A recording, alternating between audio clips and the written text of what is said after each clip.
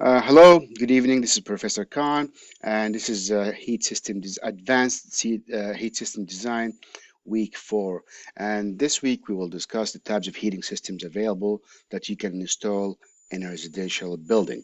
So first, you got to learn about how to calculate the heat for each room, and then after that, you will try to decide on the size of the boiler based on the total heat loss and which appliance or what kind of heat distribution system are you going to put in each room. I'll try not to spend too much time in these slides. I will let you read them and go through them. There's a lot of information that I would like to share with you in this week. So, topics to discuss. First, types of heating system. What do we have for heating systems? Available heat sources. That's something also we discussed last week a little bit. What do we have for heat source? And we will understand efficiencies. That is very important because people always say it's more efficient. So we want to know what does efficiency mean and how do we calculate efficiency. Heat distribution system, by that I mean what are we going to use to distribute the heat and transfer the heat from the boiler all the way to the living space? Are we going to use steam, water, or air? Okay, so we have the hydronic system, which include both steam and hot air, hot water.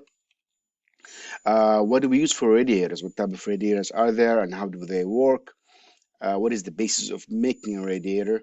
We'll talk about also radiant floor heating, which is again, it could be used.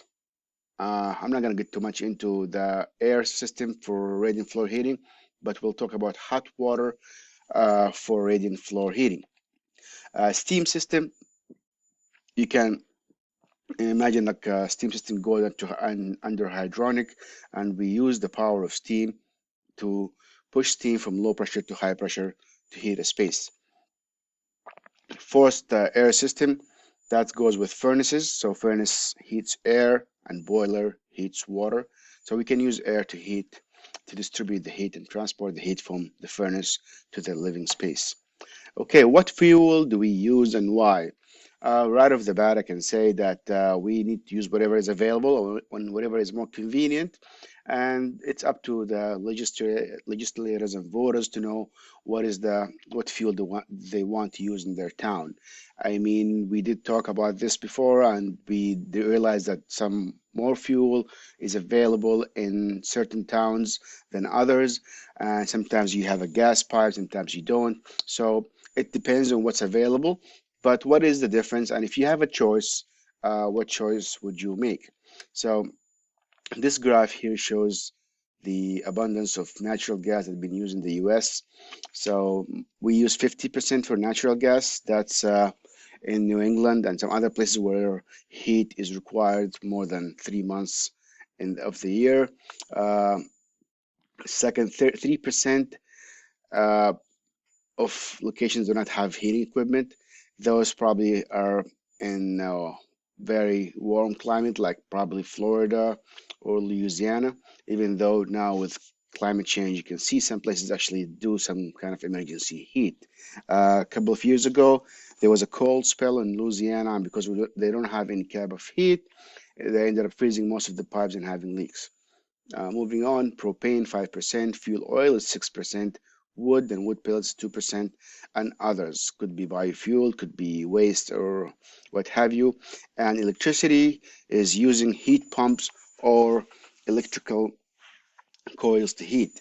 So again, those eventually the power coming either from burning coal or natural gas. So, but this is what's available inside the residential building. This is a map from 2018, 2 years ago, no, 3 years ago, from the New York Times about what are the energies used per state and what is the most dominant. So, top source of electricity generation in every state. So, let's look at Massachusetts here. We are mostly natural gas. And what is here? Nuclear, that's probably, I think, New Hampshire. They have some nuclear power plants. And Florida used to be nuclear, now it's natural gas. That's in 2017 and all the way to 2001, how things had transformed from coal to other resources. Coal is still very common in the Midwest. As you can see, one of the states has changed from nuclear to uh, from coal to nuclear, which is much better than having coal. Ideally, we want to phase out coal completely and we only use coal for natural heat or for electricity generation. So far, we still have few states that use coal as a heating source. How to compare. So whenever you want to compare, you want to compare cost. And again, now I'm talking about the system. So when you compare the cost, you compare the equipment installation, you compare the maintenance, and you also include the cost of fuel in the next 10 or 5 years. And there are some data where you can actually estimate how much will it cost in fuel on average based on previous years. Performance, that's again has to do with the efficiency, how does it perform, how comfortable it is. Uh, like comparing forced air with hot water is a little bit tricky. Uh, Usage. How much are you going to use it? Is it going to be on all the time? Is it going to be used only 2 hours a day? What is the temperature of that room if you turn off the heat in that room and keep it in the other house?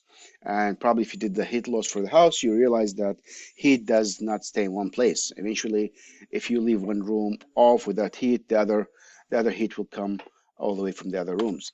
What compared to what? So when you compare a system compared to the other system, so we are going to compare like wood stove to hot water or hot water to forced air and so on. So you have to compare one system to another so you can have means so you can compare those three things, cost, performance, usages in a proper way. Electrical heaters and what do they do? Um, Let me see. So electrical heaters, in this sense, I'm discussing the coils, those little economical coil that you install, and they heat the system by heating the air. They can heat water as well. So 1 kilowatt can transfer into 3,400 BTUs, and that's kilowatt hour, and it's BTU per hour.